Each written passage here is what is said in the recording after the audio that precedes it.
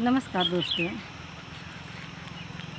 पुत्र के जन्म होने पर भोजपुरी कल्चर में जो धरती जगाने का सर्वप्रथम गीत गाया जाता है, सोहर गीत। आइए सुनते हैं वो गीत। आंगन कुइया खनाइला, पियर माटी न हो, और जीव जाई के जगावा हुना धरती मैया जन्म लेना तीन हो। आंगन कुइया खनाइला, पियर माटी न हो, और जीव जाई के जगावा हूँ ना धरती मैया जन्म लेना तीन हो।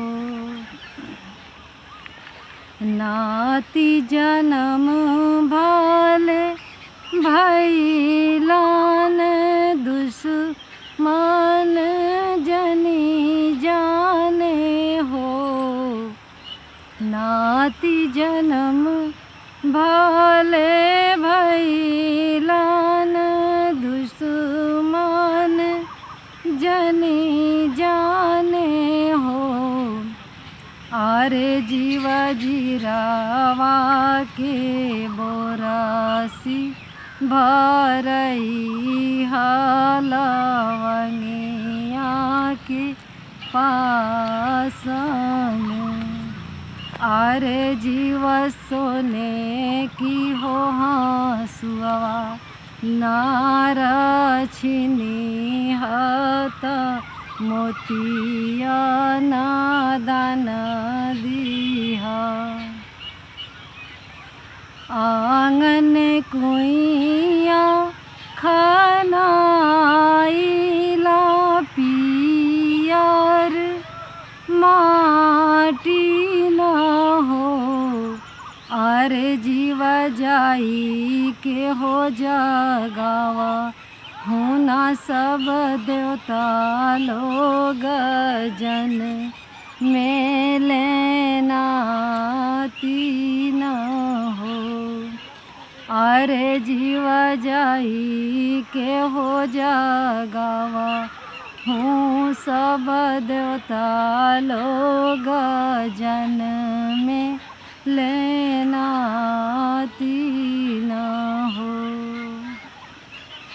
नाती जन्म भले भैलान, दुश्मन जनी जाने हो, और जीव सोने की हो हंसुआ नार छिनी हाथ मोतियन दान दीहा।